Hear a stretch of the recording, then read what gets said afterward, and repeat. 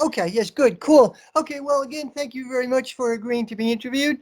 I screwed up a little bit last time, but okay, we have, this is Kate here. If you enjoy my content, please like and subscribe, helps me build the channel. I have Jim Kavanagh, who generously consented to agree to be interviewed. His work has appeared on Counterpunch. He's been interviewed on Political Misfits. He's on Garland Nixon, A Critical Hour with Garland Nixon. He's had really interesting panel discussion on Press TV, and he has a Substack as well. He blogs at the Polemicist, and he has a Substack. I think that's about right. I just checked out your Substack recently. It's very interesting. I'll provide links to all this. Okay, so we're going to start off I didn't watch it actually, but on Thursday, I believe the House had a committee hearing on the Capitol riot last year, a year and a half ago, on January 6th. CNN was making a big thing out of that, CNN and NPR. I have a coworker who's really fascinated by that. I didn't get the point. I don't see if this has any relevance at this time. What would you say about that? Yeah. I wrote an article about the January 6th riot. What was the title of it? Yeah, I read the article. I forget the name of it, but yeah. Yeah. Something like maybe The American Farce Unravels. I think that was it. Yeah. So, it's interesting. First of all, what's happening now is that the Democrats are playing this up. They think this is going to be some kind of highlighting this is going to help them in the midterm elections or some elections in some way. And this is a theater of political theater, as was the Russiagate hearings and most of the stuff that goes on in Congress. But generally speaking, my reaction to January 6th, the first thing, my first instinctive reaction seeing it was, as a leftist, why aren't we doing that? Yeah. The problem with first of all, I don't think it was I think it's quite silly to think it was an insurrection or an attempted coup. There was no possibility of that. There was no plan for it. This is all just hoopla. The only people who were armed in that circumstance were the cops, and the only people who was killed on that day was a protester. Right. It was a protest a militant protest that got out of hand. And, I certainly didn't want to particularly care very much, frankly, whether Donald Trump continued as president or Joe Biden became president. And I think most of the protesters there's a cult of personality around Donald Trump for most of those protesters. But there was an issue there. Even there's an issue that was being argued there, whatever you think the merits of it were in this particular case. What the issue was, we don't trust the election. We think the election was stolen. And frankly, I don't know whether the election was stolen. I haven't looked very carefully at it. But that issue of the integrity and the confidence we have in the election system is a real issue. In 2004, the Democratic senators, led by Barbara Boxer, on January 6th, came in and said, we're not going to vote for the Electoral College results. And they were backed by civil rights groups, et cetera, because John Kerry probably had the election stolen in Ohio. And in 2000, an election was stolen probably. And the Democrats knew this both times. If an election is stolen, if you think an election is stolen, you should be furious about it. If you think that you had a presidential or any significant election stolen, you should be angry about it. So the only difference was the Democrats were in 2004, and they took to the streets in 2016. Right. Trump wasn't being polite about it. He brought the pitchforks out into the streets. And they argued about it, and they went, they had a militant demonstration, took over the Capitol. I want to make this clear. The only way people on the left are going to get the demands, the social demands that we want and we think are necessary, Medicare for all, minimum wage. You're not going to get these things unless you do something like that. Unless you scare the bejesus. You'll do it by scaring people. Chris Hedges said it, but that's what it means to scare people. They had to hide under their desk and run away into their offices. For a bunch of yahoos who were out there smoking dope and crashing into the. So look, I'm not. The police. And also, there's a whole element of it that's very strange about, the police at certain points, at least, let people in. It's on YouTube. They opened the gate. They opened the gates. Yeah. So, this was a mass militant demonstration. I've been at a number of mass militant demonstrations in Washington, D.C. against the war, at the Pentagon, etc. So, and it fizzled out. It was what it was. It was no plan to do anything else. Yeah. And now they want to make a big thing of it. And the danger here is that what they're doing is they want to, and the Democrats want to now outlaw and define as domestic terrorism. First of all, questioning the results of elections. And I'm going to say, I'm not in this argument about the 2020 election. I wrote articles in 2012 about how bad the electoral system is. I don't have confidence in it. Nobody should have confidence in it. It's easy. Hillary lost the election by 80,000 votes, even though she got 3 million more votes. Yeah. From on rules of the game point of view, she lost the election by 80,000 votes, and she went on, this is an illegitimate election, he's not our president, blah, blah, blah. Donald Trump lost the election by 42,000 votes or 44,000 votes in 3 states. Yeah. Could they have been cheated?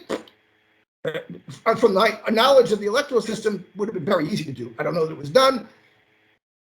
Not the case. The court cases will never adjudicate this well after the election. This is an issue, election integrity, and the transparency and honesty of elections that has to be raised and dealt with between elections. You can't do it the day after the election. Just can't do it. It's not going to work. So the people who were out in the streets there, Donald Trump wasn't worried about that between elections.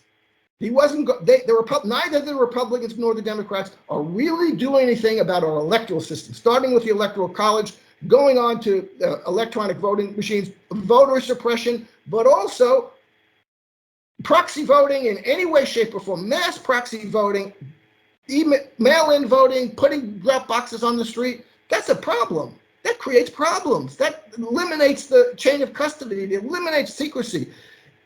So you don't just brush that off because Donald Trump brings it up. That was brought up by the Carter and Baker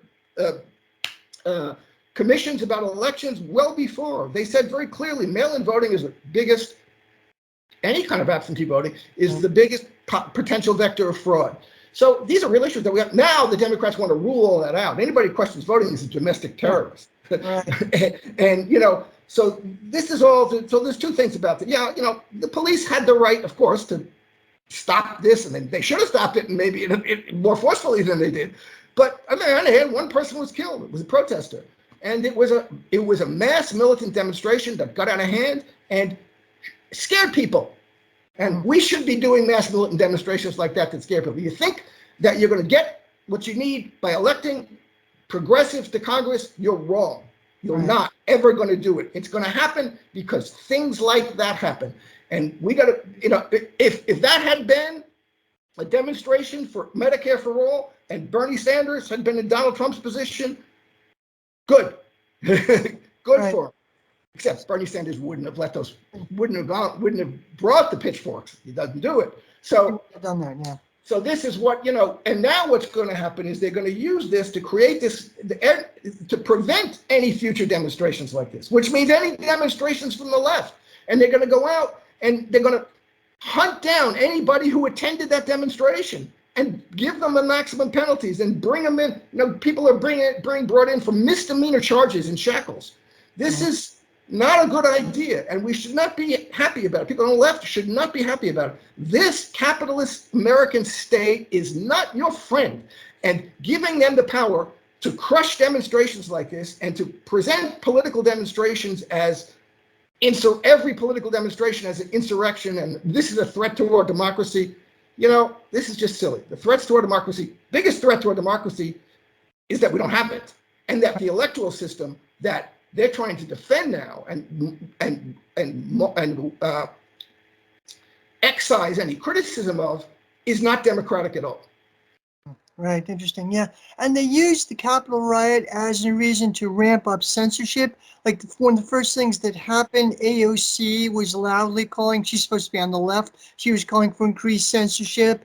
I remember there was an incident where a California-based leftist podcaster criticized AOC's take on the Israel-Palestine thing, and then the Capitol Police, who had a branch office in LA, investigated him. That's some pretty scary stuff. I was immediately pulled back. So yeah, there's been talk. You were interviewed with Garland Nixon about this. Nina Jankowicz was like a minute. People call her Scary Poppins. She didn't last very long. She made this bizarre video, really bizarre. So as they're doubling down on narrative growth, she didn't last long. Like it was too obvious, but they'll probably try again. Well, yeah, she came straight out of Glee and the high school play to run the Ministry of Truth. That was weird, yeah. And I encourage everybody to watch her videos. They're quite fun. You know, the one that bizarre song about show me who I can fuck to get along, you know, to get ahead in the world. But it was a song. She was doing a number, but it was funny. But you don't mind if I curse on this? I can curse on this, can't I? Yeah, sure. But this is not over. Yeah, she's dropped out. But this is on hold. It's on pause. It's not over, okay?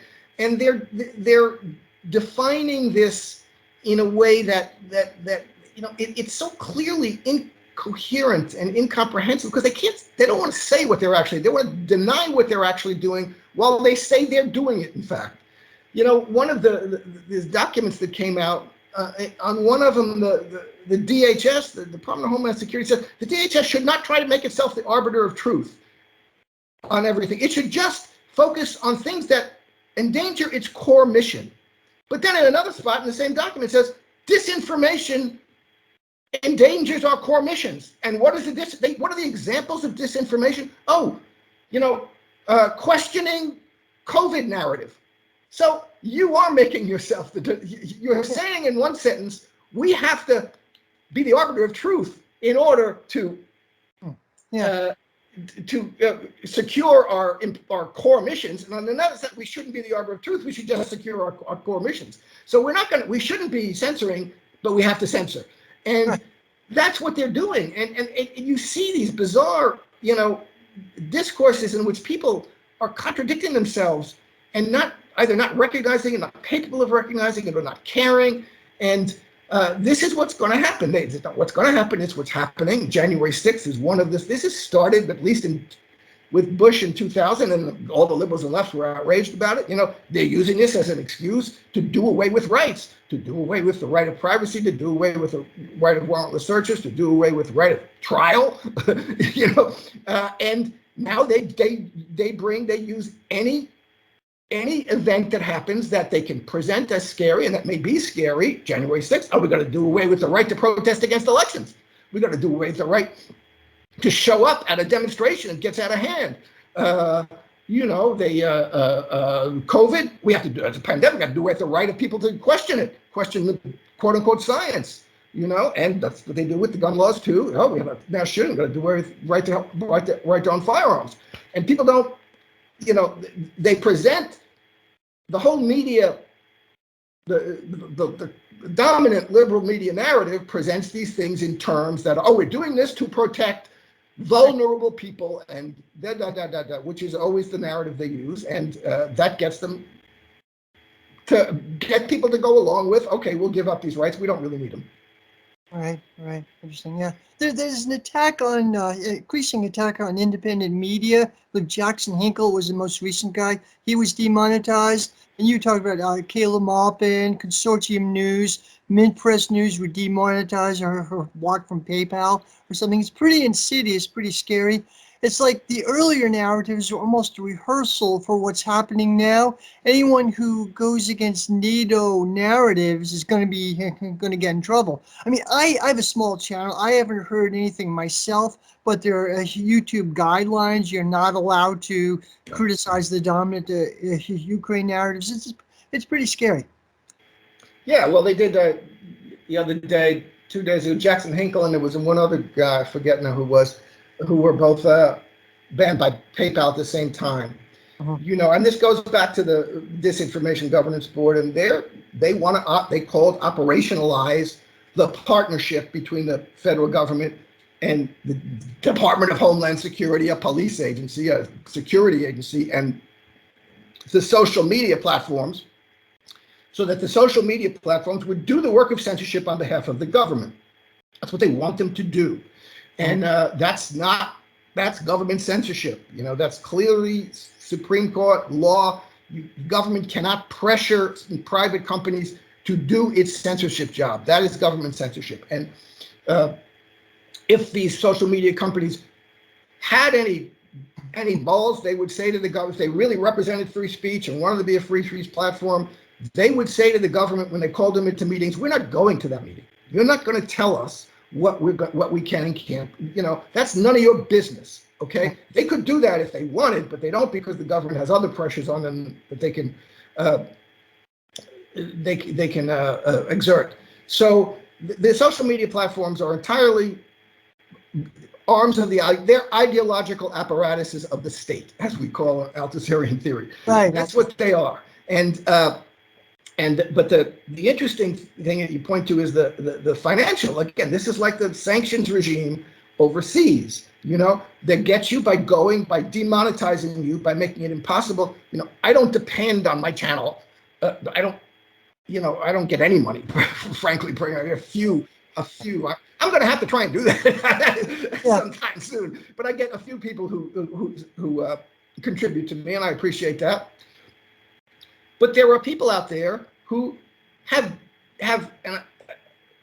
accrued a big following and get enough financial support from their channels that it allows them to keep on going, and it gives them a base of social stability and financial stability from which they can grow and which they can put their message out. That's part of what, in our society, substantive free speech means. You have the opportunity, as everybody else does, to establish yourself economically in a way that you can continue your work.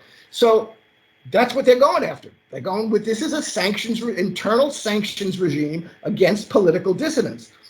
There's nothing else about it. It's the state, it's the ideological apparatuses of the state and the financial apparatuses of the state, which PayPal is one of them.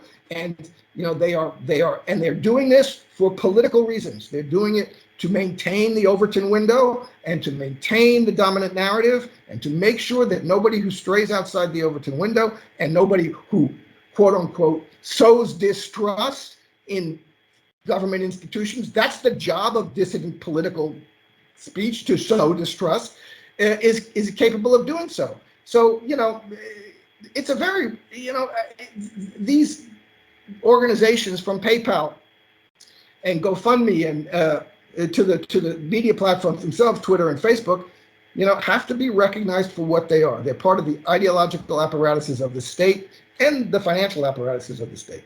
Mm-hmm. Interesting. Do you see the Democratic Party as the force mostly behind this increasing censorship? Not that the Republicans are great either, but it seems to be like much of the security state and the military-industrial complex has coalesced around the Dems.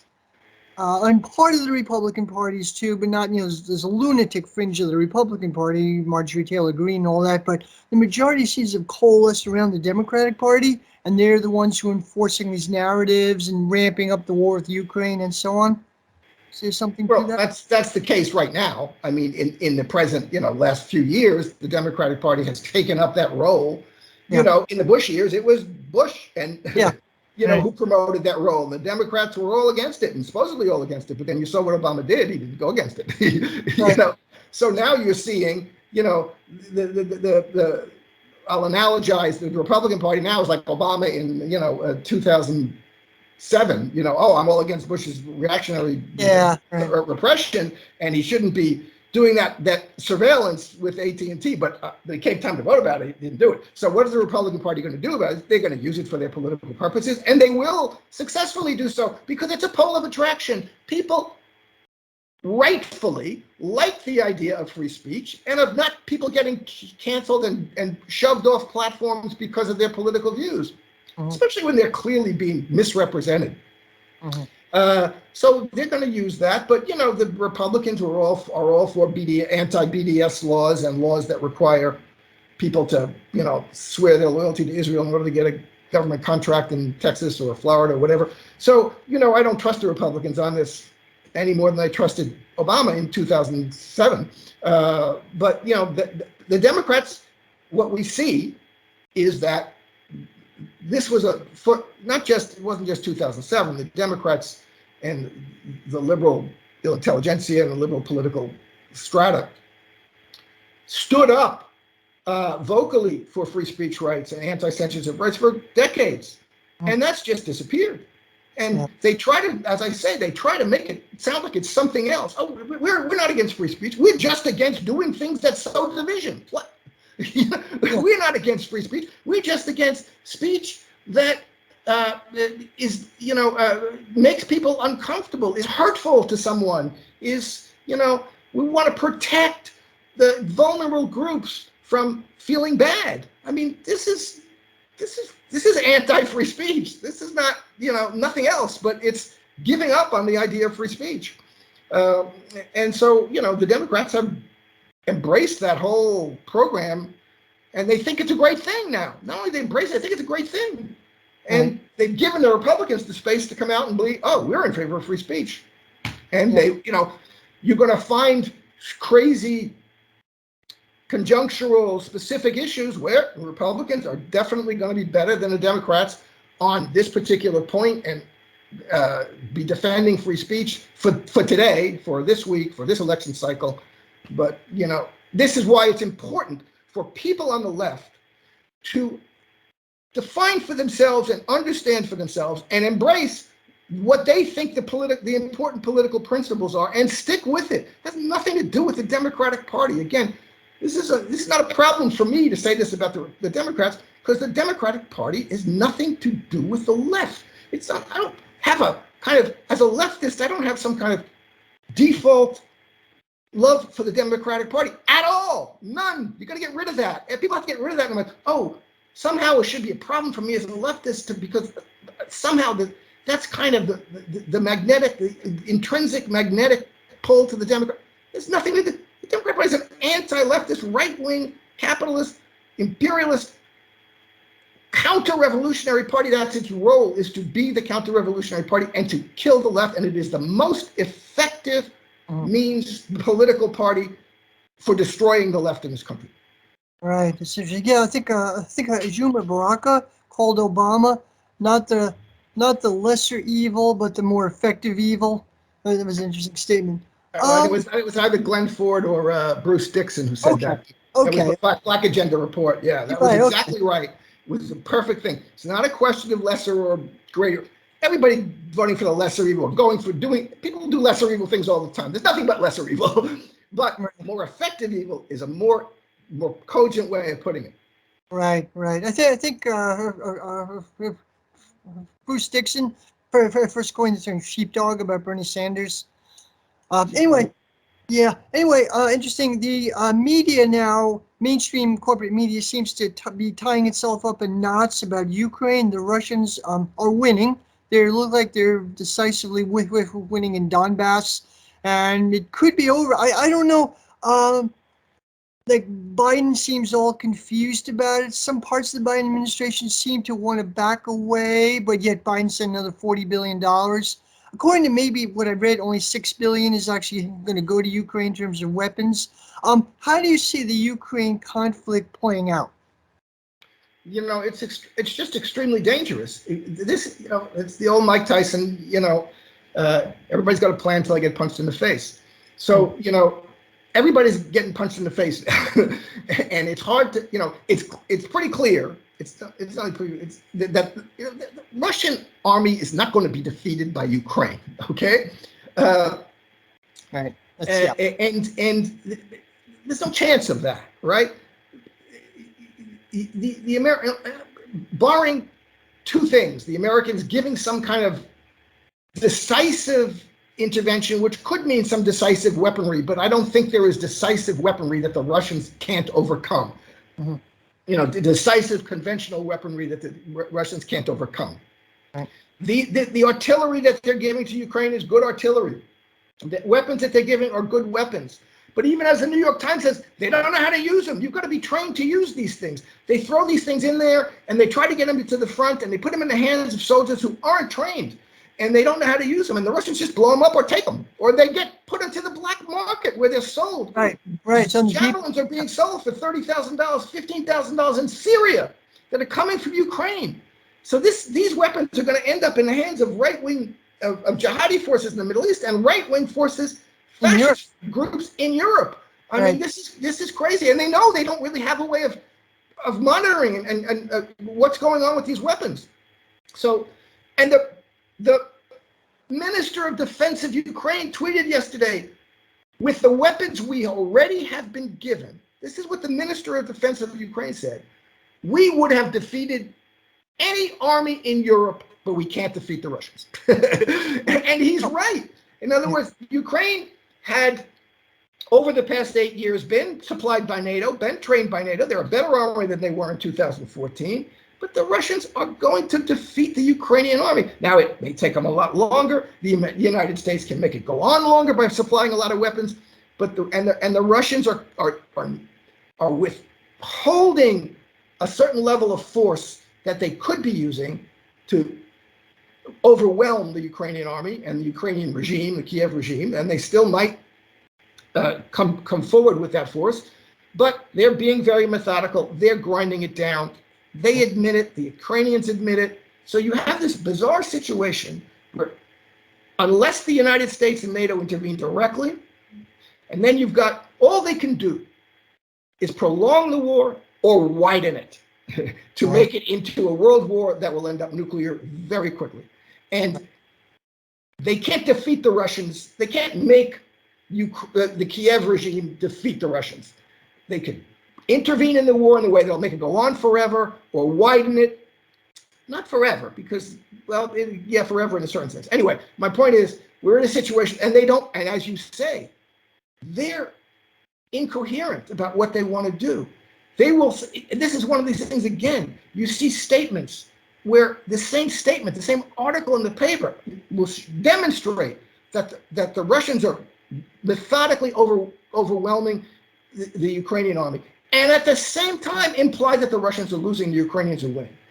And if only we get more weapons, or they're really, it's just a temporary thing. And so there's this. They want to believe. What happened, I think, at the beginning of this, I think a lot of people, those who were sympathetic to the Russians and those who were sympathetic to Ukraine, were thinking this is going to be over in a couple of days, but it wasn't, and that led the narrative managers in the West to say, let's present this as Ukraine is winning. So they presented it as Ukraine is winning, and they constructed this whole thing, and they repeat everything that the Kiev says as fact, and they tell you nothing really as far as they can about what's going on, what's being said or done on the Russian side. So they got to believe their own narrative.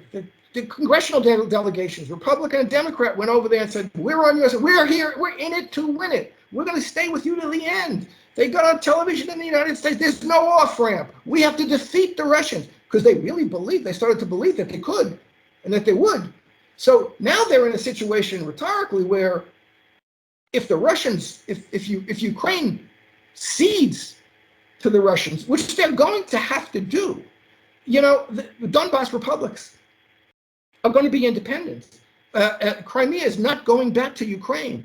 And if that doesn't happen, the war is going to continue. And the Russians will continue it until they get that to happen. And not only that, now they've created a situation for themselves that's worse, because the longer they extend this, The Russians come in, people, again, Americans don't realize this, but there's a lot of people and regions in Ukraine that don't like the fascist regime in Kiev. So the Kherson region and there's another region, and Odessa, these regions now, when they become occupied by the Russian forces they say, we don't want to go back. We don't want to go back to Kiev, and not only do they not want to go back to Kiev, but if the Kiev regime takes us over again, they're going to come. Those fascists are going to come in and slaughter us, and they will, because we gave you, we supported you.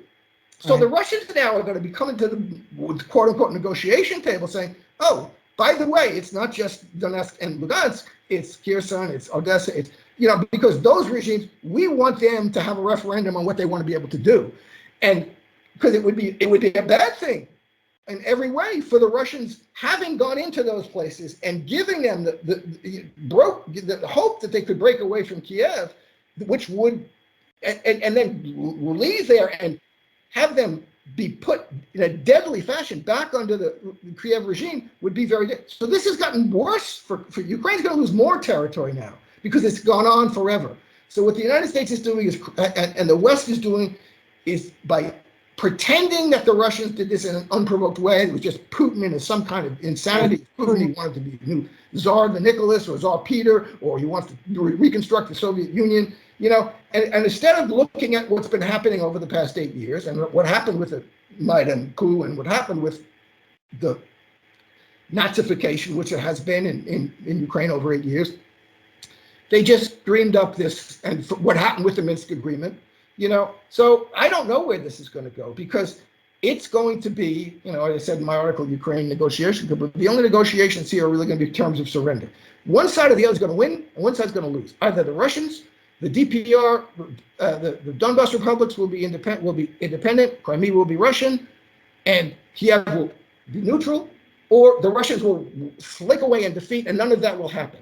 So, and we'll know who wins and who loses on that basis, or it'll go on forever, which is a win for nobody. But, this is, and it's the West and the U.S. have put themselves in a situation.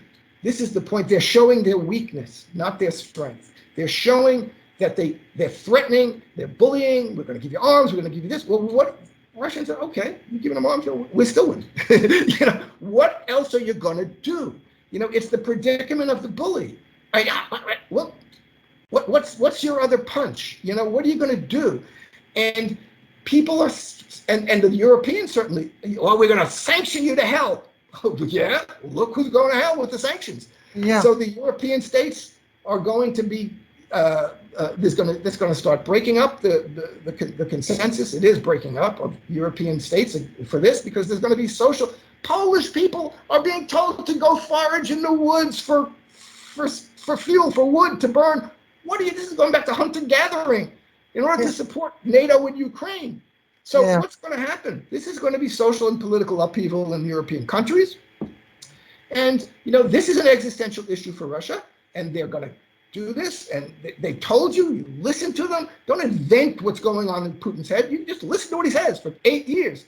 And now, I don't know what's going to happen, because there are, as you say, there are different blocks of people in the Biden administration. First of all, Biden is not in control of anything, including his own mind, so that's a big problem. And you have a group of neocons who are willing to go to the mat for this, and that means nuclear war. That means World War III. So that's not it's not outside the realm of possibility at all. It's about 30% possibility maybe. So. Because if that doesn't happen, then the United States and NATO is clearly going to lose. Yeah. So I don't know. I don't want to predict. I think the likelihood is, but I don't know how long it's going to take. It's always the Russians are going to break through. The Russians are they look like they're winning that war steadily on Donbass. But is there a dramatic breakthrough coming that's going to collapse the Ukrainian army in such a way that they're going to have to say, okay, we give up? That may happen in next week, may happen in next month, may happen in 3 months. People are talking about August, but this is it's going to happen at some point, unless NATO and the U.S. intervene directly. Right. And it's obviously a proxy war between the U.S. and Russia, but it's also a broader proxy war between U.S. imperialism and the global South to some extent. Like, I, I'm an activist acquaintance who was in Nicaragua for like a leftist conference, Latin American leftist, and the presenter from RT got on, and there were wild cheers, people crying, Putin, Putin, not that support for Putin per se, but support for Russia pushing the empire. So it's in a way, it's like U.S. hegemony is eroding, not quite totally gone yet, but eroding. And the sanctions are kind of insane. They're massively backfiring. I think there was some thought that the Russian state would collapse. There'd be a run on the ruble. That clearly didn't happen. Russia is in a far stronger position than a lot of people say, than a lot of people originally thought would happen. And people like Michael Hudson or Pepe Escobar talk about a multipolar world is emerging. Do you think there's something to this? Oh, absolutely. Look, this says whatever the proximate cause of this was, the threat from NATO and from a NATO-ized Ukraine, the Russian, and this is what happens, military interventions do change reality, and they have effects that can change the world, and this is changing the world. Right. It's not going back. First of all, the sanctions regime and everything that's been done has demonstrated that the United States, as I said, the idea that the sanctions were going to persuade Russia not to withdraw is exactly the opposite. They're confirming to Russia why they're doing what they're doing, because the sanctions regime, the ability of the United States to destroy and to try to destroy and to destroy other economies, to prevent people from trading with each other, to steal the wealth, the sovereign wealth of other countries, is the problem, is a huge part of the problem, and that has to change. So, and what this is demonstrating that to the whole world, the world isn't going to go back, unless the United States defeats Russia in some way. How that would happen, I have no idea. The world isn't going to go back to a regime in which the United States controls the entire economy of the world and is able to steal every country's money the way it's doing now. Everybody knows this is not a Russian thing. Anybody who can see this, capitalists can see this, rich oligarchs and other in the global South, not good guys, but they're not American, so they know, and countries in the global South, countries outside Western Europe, and even Western Europe countries, the Americans are saying to people, we're going to sanction you. We're not going to let you. We're not going to trade with Russia. We're not. You trade with Russia. We're going to sanction you if you trade with Russia. We're taking you if you trade with someone who trades with Russia. I mean, this kind of stuff. You can't have an economy like this, a global economy. Yeah. And this is part of what, and the Nicaraguans and the Cubans and the Venezuelans. Oh, yes, I can. Yeah, the Nicaraguans and the Cubans and the Venezuelans know that. So, Yeah. we're back. Great. Yeah. You were talking about the global South, in fact, on Nicaragua, Venezuela, Bolivia. They're kind of cheering on a Russian victory. Yeah. Well, the Nicaragua, Cuba, Venezuela, they know that this is changing the world. That this is changing the structure of the world economy, not just the world politics, but it's going to move from a unipolar world to a multipolar world. Right. And the Americans themselves, in my article on the Battle of Ukraine and the war it's a part of, I have a clip from the guy who's the national security advisor for Latin America, saying what we're doing in Russia is about Ukraine, is about Venezuela and Nicaragua and Cuba. This is about our ability to control the world economically and as well as politically and militarily. So they know that. And right. This is, my point is, the Russians are a very imperfect actor in this oligarchic capitalist country. But their actions are, and the Chinese see it, and the Venezuelans and Cubans and Nicaraguans see it. What's happening here goes beyond what's happening in Ukraine. It's about the structure of the world social economy, of the world political economy. And that's now over. The old political economy is now over. We don't know what's coming, okay? But, and people like Michael Hudson makes the point that this is a war against Germany as much as against Russia, because what they're trying to do is prevent Europe from aligning and integrating economically with the European landmass, the Eurasian landmass, and with Russia. And that's what they're looking for. And they're looking to maintain, the United States is looking to maintain unipolar control of the world's political economy, as well as the world militarily. It's not going to be able to do that anyway. The long-term evolution of that was away from that. But this war is now highlighting all the reasons why that's impossible. And the United States, I don't know how they think they can get that back. They could get India and every country in the global south who, who's not a poodle like the Europeans are, and even the Europeans, the Germans, to go along with a political, the structure of a world political economy in which the United States has the right to determine who trades with whom, whether or not you get to take your money home, or we're going to keep it and give it to somebody else, which is what they're threatening to do with Russia's money, they give it to Ukraine. So, this is something that can't happen.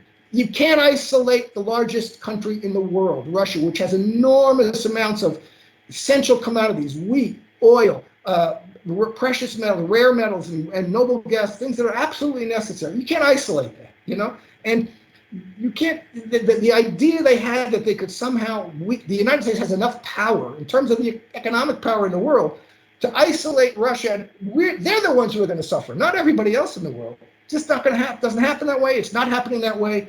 So what the United States is doing is, by being so adamantly aggressive about this, they're really demonstrating their own ultimate weakness, which people are going to find a way to undermine them. And this is doing that. And so we don't know what's coming, but it's going to be a new world. There is a new world order that's in the process of being formed. Right. Interesting time to be alive. Yeah.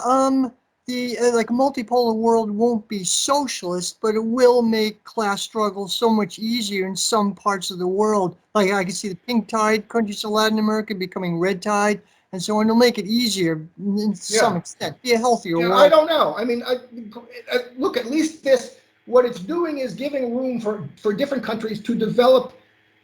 At least on the surface, it seems that prima facie that's what it will do. It will give rooms for countries who call themselves socialists, like China, who have socialist tendencies like Nicaragua and Venezuela, and call themselves socialists like Cuba and China. It will give them room to develop unimpeded by this diktat of one nation that controls the world's political economy. I mean, you have to do away with these, embargoes and sanctions and the siege warfare against any country that the United States doesn't like. Whether it calls itself socialist or communist, or the United States did fine with China for a long time until they got a little too powerful. So this is, it's opening up the space of development in the world, and Russia and China don't go around the world preaching to everybody. They don't act like they're the parent or they're the teacher in the classroom, and you guys are all, have to listen to us, and we're giving you the lessons of the world, and we're going to punish you if you don't obey our rules and the rules of, morality that we, some of those are good rules of morality, some of them are not. But the United States is not in that position in the world. It has been, and it wants to be, but it's not going to be any longer. There's no more teacher, there's no more parent. This is a world that's going to be different, and we'll have to see. I don't know what it's going to be, but that's what the United States doesn't want to have happen. They want to maintain the control that they have now, and be able essentially to steer and prevent development in the ways that they want. Right. Interesting. Yeah, there's some people on the left who say that, like, socialists of the left shouldn't take a side, that both Russia and the U.S. are capitalist, imperialist countries. I disagree with their narrative, but it's very common in some parts of the left, as the Facebook left. I disagree with that. Yeah, Russia may be capitalist. I don't see Russia as imperialist. Doesn't fit Lenin's theory of imperialism, following finance capital, for one thing. Big thing is Syria, the Syrian civil war in 2014. Russia intervened and basically preserved the Assad government. I think it's good that they did. Not that I support Assad a lot, but it would have been terrific instability in Central Asia, and also, of course, Russia has a naval base in Latakia, but Russia had, for interests of their own, kind of prevented Syria from going the way of Libya or Iraq or so many other places. So I disagree with that now. What would you say about that? Yeah, no, I don't think Russia or China fit the description of imperialist countries, according to my understanding of that from Marx and Lenin. And we all, Marxists and socialists and leftists have to be a little bit, humble about what we know or don't know, or what proclamations we can make. But and the world is a mess, and I agree with you. I wrote articles about Syria. Syria interrupted. At the time, and I went into this whole thing. This trying to portray this as Russian aggression or Russian imperialism. This is nonsense. This is reactionary. This is Zionism and American imperialism.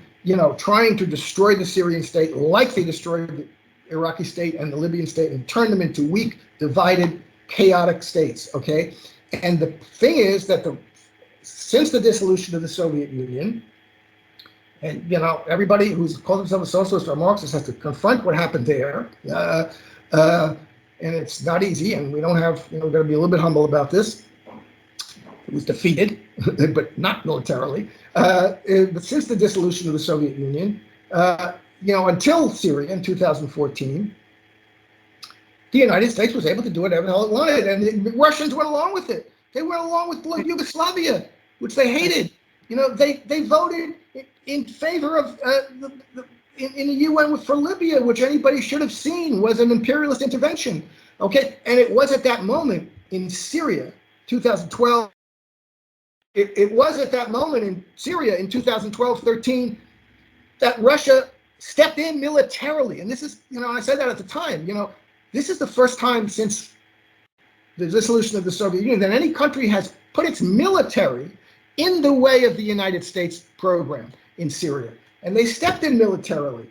And they, first of all, undermined Obama was ready to go into Syria, but it was not only the Russians, there was a worldwide denunciation of that. The British Parliament voted against it.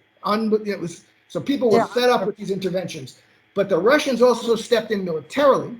And I'll say this, it's very important to recognize, everybody should always remember this. The Russian military intervention in Syria came only after the United States, the Obama administration, announced that it was going to attack the Syrian army. And that's when Syria said to Russia, we need you to come in, and Russia did. And it's a good thing they did. They prevented ISIS from taking over the damn country, and the jihadis from taking over the country. They prevented what happened in Libya from happening in Syria. That's what happened. But it was a stunning thing for the United States to say, well, we can't really, because the Russians are there. The Russians have prevented us from doing what we want. It's not over yet in Syria.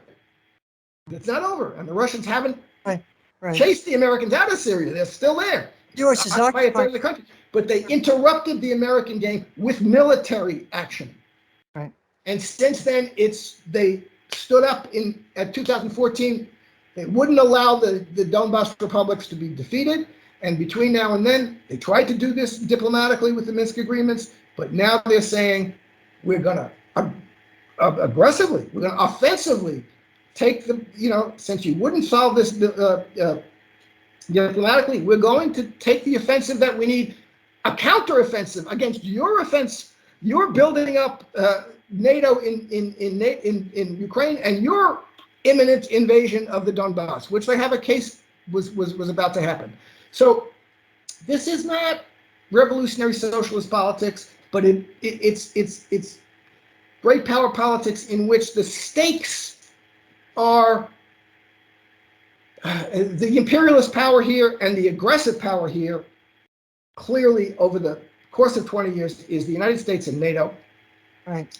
And the Russians are acting in a kind of counteroffensive way, and leftists liberaloid leftists especially like the martyrs. They like the Allende's who get shot. But when you win, you win because Allende would have won if maybe he had preemptively acted against the military. He had gone, people would have gotten killed. Hands would get dirty. You don't win a fight like this without getting dirty hands. So the Russians could have stayed back and waited for the Kiev to attack Donbass and then come in. Everybody said, "Oh, now the Russians could have stayed back and let Kiev attack Donbass, and then come in." And then all the leftists would say, "Okay, now they're okay. Now we can feel better about supporting that because they didn't act offensively." Sometimes you have to act offensively, and sometimes defense is not aggression. It's a counter offensive. Yeah. So, why should Donbass and the Russians have waited to be in a weaker position to do it? If Ukraine was going to attack Donbass, then what the Russians did is not only legitimate but legal in terms of UN law, international law. But look, this is what the stakes here are not imperialism. Well, the imperialism here is the American and NATO imperialism. There's no Russia may become an imperialist country, China may become an imperialist country, who knows? But right now the stakes are whether American imperialism is going to run the world or not. And anybody who doesn't understand that is neither a Marxist or a socialist or that's not the point. It's really that those are the stakes, and we have to recognize that. Right. Interesting. Yeah, as I mentioned, the sanctions are badly backfiring, particularly in European countries, particularly in the global south. Michael Hudson had an interesting article where he talked about possibility of famine in Africa and other areas. Do you think there's anything to the Great Reset theory of the World Economic Forum? There's some more libertarian, some leftists. Do you think this ties in with a Great Reset depopulation agenda, or do you think this is too much of a conspiracy theory? Well, I've delved terribly deeply into the Great Reset, but I mean, they have programs, they have wishes.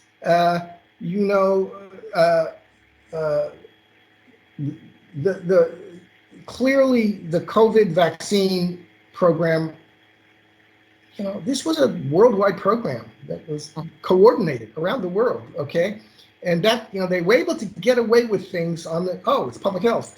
So, suddenly this trumps everything, okay? And I think there are people, the Klaus Schwab there are people who have grandiose schemes for how to run the world, and they have power to put a lot of that into action. I think that's still largely constrained or largely entwined in a way with national political. There's still the nation state and there's still political structures. And precisely one of the things they want to do is find ways of avoiding the constraints that come from the nation state on these grandiose schemes. I think that's true. And what we've seen in the developments in Europe, this is one of the things. There's a capitalist globalization effort, which has elements of it that a lot of leftists are going to like and may think has something to do with what leftists want to do with overcoming the nation state. But really what it's about in the capitalist globalization is the opposite of proletarian internationalism. And people have to be clear about that. They're going to take the woke elements of, we want everybody to be anti-racist, so that's what this is about, or we want everybody to have women's rights, so that's what this is about. We want climate change, so that's what this is about. Okay, but what it was about ultimately was the EU and was overcoming the strong social democratic labor movements and labor-based parties in the nation states of Europe, in France and in Germany, and overcoming that and finding a way of avoiding and getting around the constraints that those things put on capital. It's really about making it easier to fire people and to fire labor, okay, and making it easier to increase the concentration of wealth without putting the brakes on it. So this was a campaign against social democracy in Europe, against this political economy of social democracy. And it demonstrated the ultimate weakness of social democracy in that it didn't do away with the class structure, and therefore the ruling class found a way around to come back. So what you have is, this is the ruling class having meetings, and telling you what it wants to do with the world and what it thinks is a great thing to do, and presenting it as, well, this is just progress. This is just the route for progress in the world is, whatever Klaus Schwab dreams up.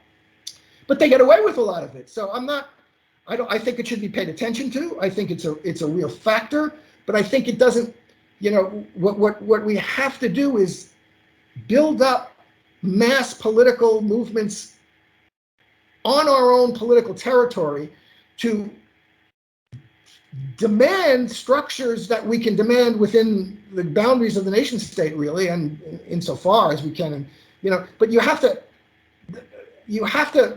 not, it's not science fiction, and we've lost the ability to, build mass movements of political strength in the United States, in individual nations. Again, we got to be storming the Capitol. Right. They can't stop that. Klaus Schwab can't stop you if you're storming the Capitol. Right. I mean, that's something outside that realm of discourse. Right. That's interesting. Yeah. Yeah. The European countries, particularly the European Social Democratic parties, are going along. Olaf Scholz in Germany, they're completely going along with this. It's like they're cutting their own throat. Really, it's kind of insane. They've been captured by the idea that this is the road to progress. And really, it's completely anti-populist. It's elitist in the highest sense. We all know these people, these dirty workers and stupid workers and racist workers. We have to find a way of getting around their bad attitudes and rearrange the world in a way that's going to be more, quote unquote, progressive. Right. How would you say, just briefly, mass socialist leftist movement could be built in the U.S.? Around a socialist organization or around unions or something? How would you say good way? Probably $6 million question there. Yeah. Yeah. Well, I knew that. Yeah. It has to be built on the working class. I mean, the Amazon Union is a great example. A self-directed union organizing effort that was actually ignored or shunned by the union bureaucracy. But this is an enormous problem in this country. Because the union, whatever there is left of a labor movement, is under the domination of the Democratic Party. The labor bureaucracy is under the domination of the Democratic Party. We have a left ideological space, which is dominated completely by identity politics. Identity politics can and will destroy every left movement in the United States today.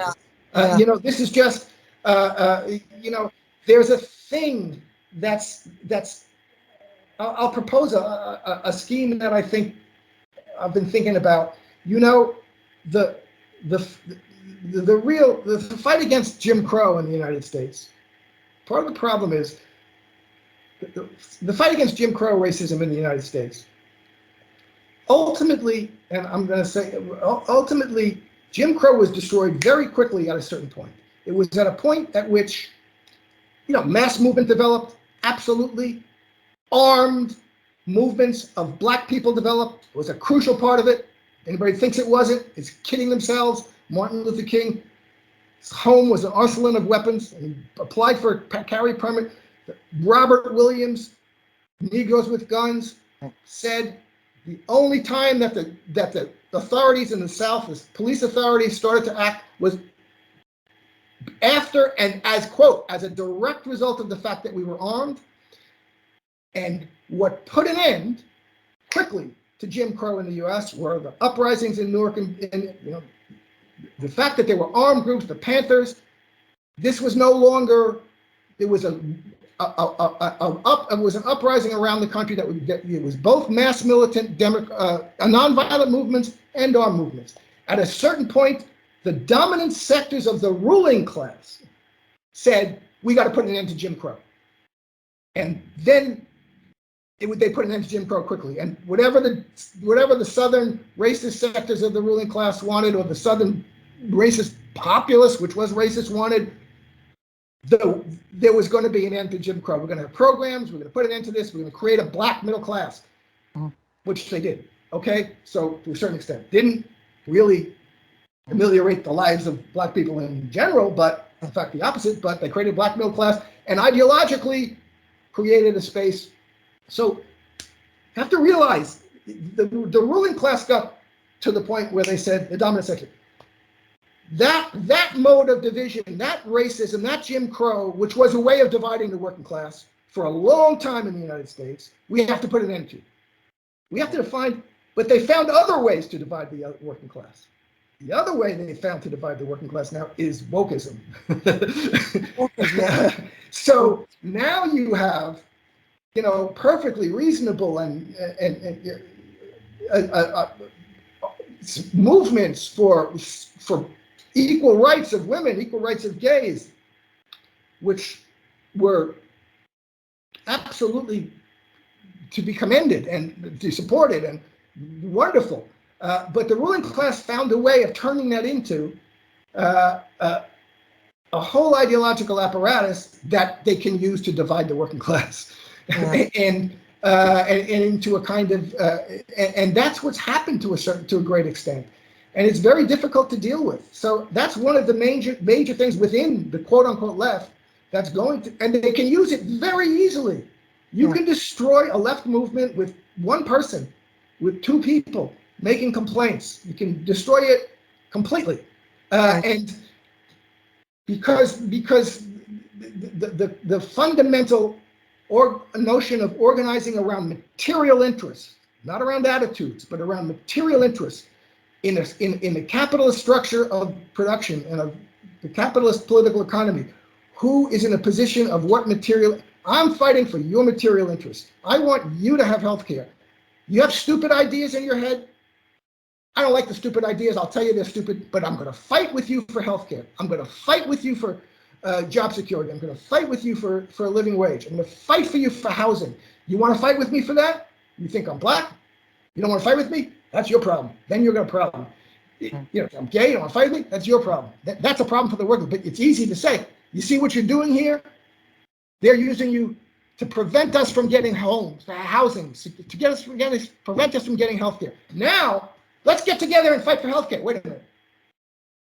You don't like me because I'm black? You don't like me? You said something that makes me think I'm uncomfortable. Wait. This is going to go on. This goes on forever. So, because the priority of material interest has disappeared almost entirely, but some leftists to bring it back, but the priority of material interest versus attitudes.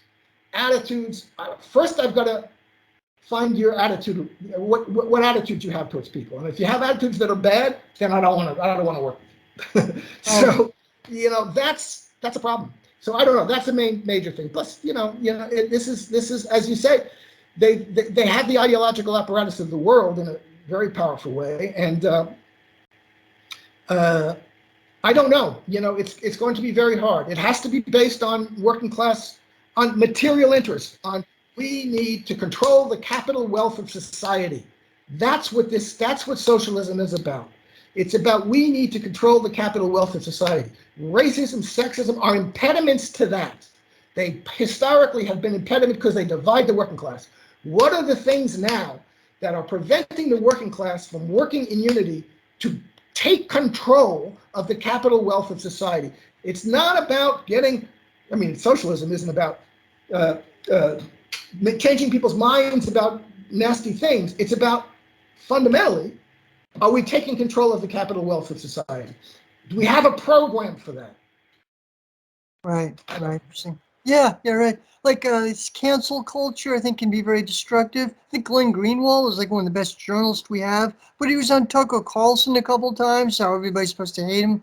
It's interesting. So I don't want to keep you too long. Just briefly want to touch on, we talked about gun control last time. There was a couple of horrific shootings of Uvalde, and since that time there's a shooting in Philadelphia, I believe. And because Biden introduced a gun control bill, it passed the House, but probably won't pass the Senate. And you talked about the socialist arguments against gun control traditionally. What's your take on that? Okay, well, my position is, my rifle on the wall argument article. First thing is the principle. Do you or do you not think that an armed citizenry, that the right to have arms, the right of people to have arms, is an important political right? Okay, I do. historically, socialists and revolutionary actors throughout history have, from Karl Marx to Robert Williams to Malcolm X. The right of, that's not a right-wing position, that an armed citizenry is a good thing. The right to have arms is a good thing, okay? So if you think the right to have arms is a good thing, then it doesn't mean it's absolute. There is gun control. There's going to be gun control. About whether there's gun, what are the specifics of it? But most people who argue about gun, the Democrats who are coming into this, and most liberals and lefties and even socialists, they really don't think that's a good thing. They don't care about that as a principle. They think it's silly and it's an anachronism and it's some kind of obsession of weird people that have the right to have arms. So that's, if you approach the issue from that point of view, that we shouldn't have anything like a Second Amendment, then you don't care what they do. You want to get rid of all the guns. And and people who do think it's an important right see what you're doing. Dianne Feinstein wanted to I would take every gun from Mr. and Mrs. America, turn them all in. Dianne Feinstein, who had a carry permit because she felt threatened walking the streets of San Francisco. Andrew Cuomo, if mandatory confiscation of all guns, I would do it if I could. So when you see, as someone who supports the right of citizens to bear arms, like Ida B. Wells, and you see this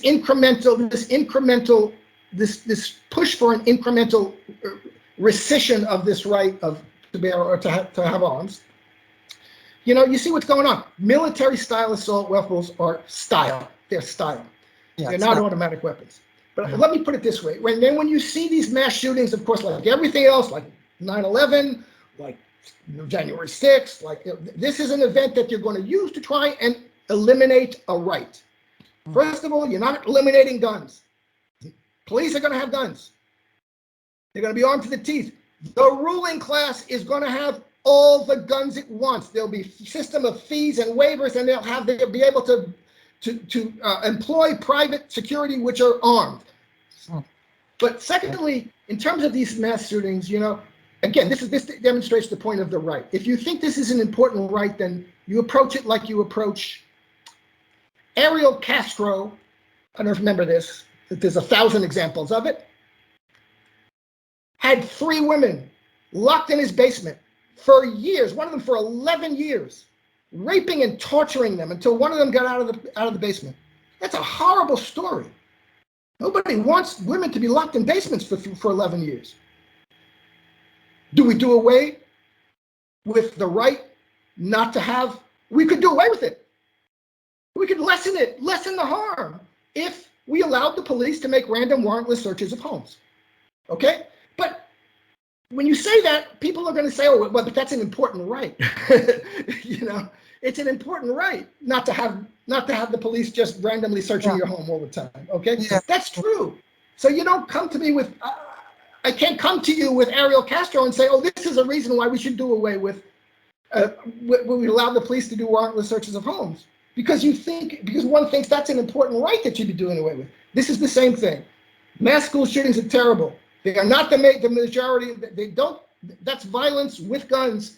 Most violence, as I say, first of all, you can see that gun ownership and gun homicides have an inverse relation. In last 20 years, 25 years, gun ownership has increased dramatically and gun homicides have declined. These incidents are not something that are a good index of violence with guns, which is no worse than violence with anything else, except it kills more people. That's true, and it's more deadly, but that's an exacerbating factor. But what I'm saying is, do you want to do away with this right? What are you doing? What are the specific? There are restrictions on this right. There are going to be restrictions on this right. But if you approach it as this is an important right that you don't restrict except in ways that are absolutely necessary, that's different than you approach it as, oh my God, look, all these people were killed. We got to do away with this right as much as we can.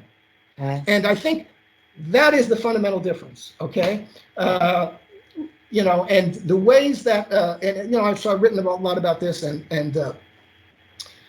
people like Ida B. Wells, who said, our Winchester should be have a place of honor in every black home.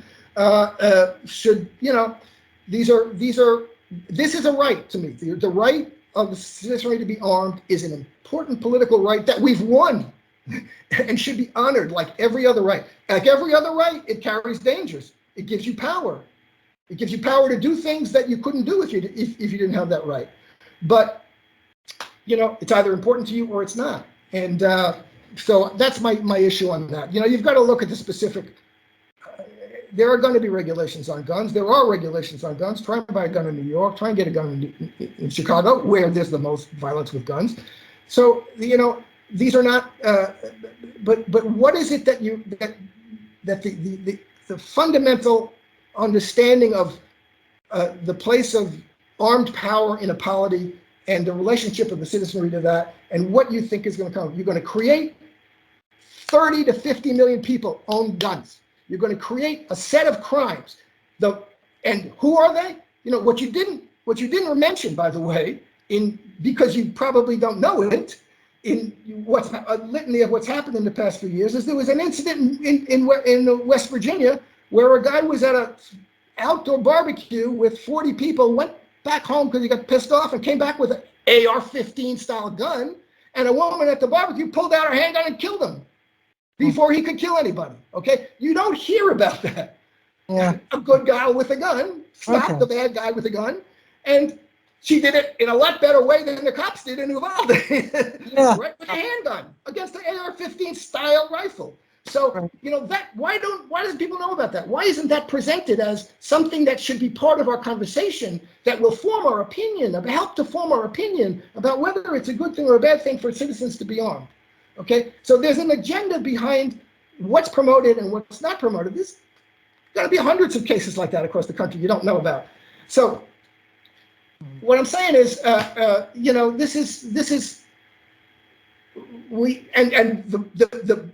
where gun ownership has increased the most is among blacks and women.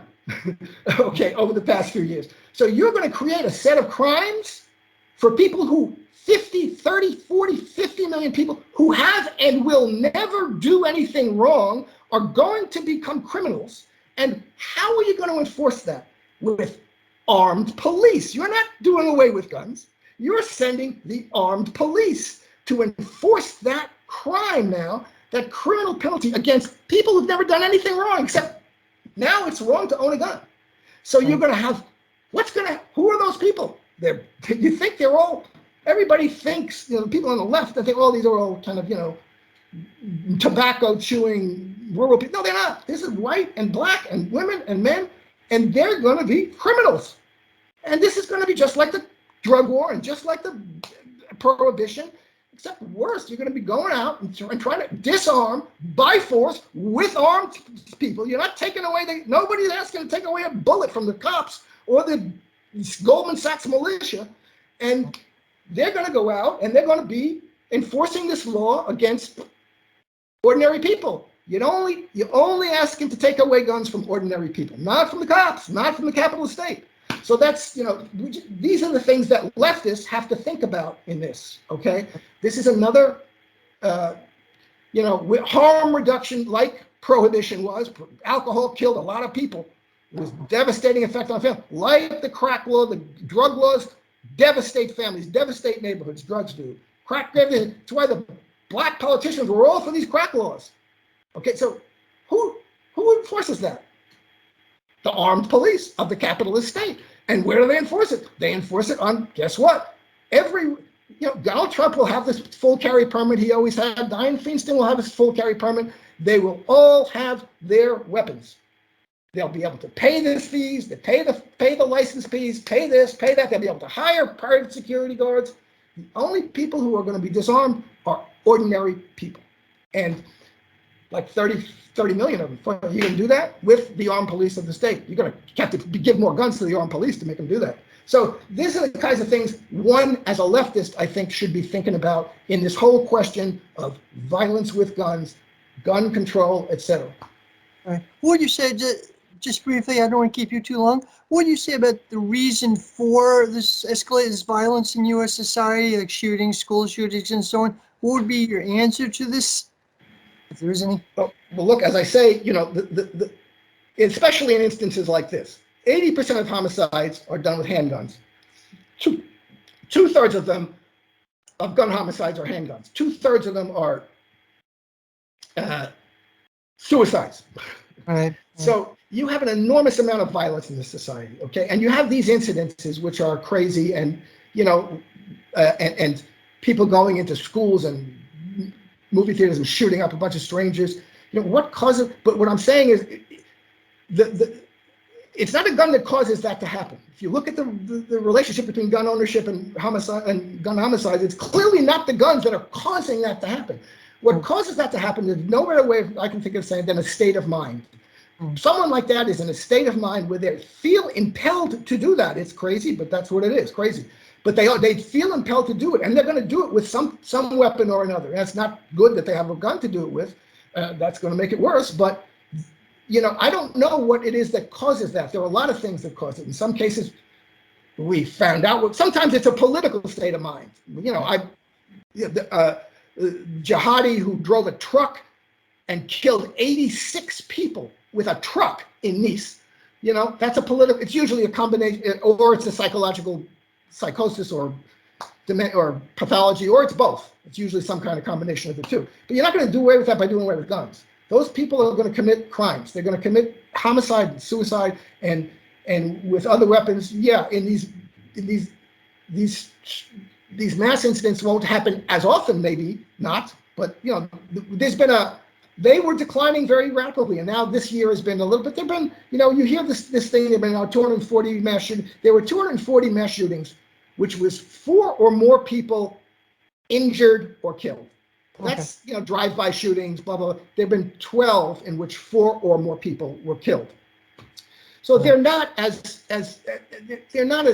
prevalent. There's no spate of them in a short period of time, but you have to look at what are the causes of violence. And I don't have the answer to that, but there are a lot of things. We live in a country which is a violent culture, and people are, taught to think of shoot 'em ups as a way of solving problems. So, and there's psychological problems and mental health problems that are very real. And I'd be the first one to say people with certain mental health problems shouldn't have guns.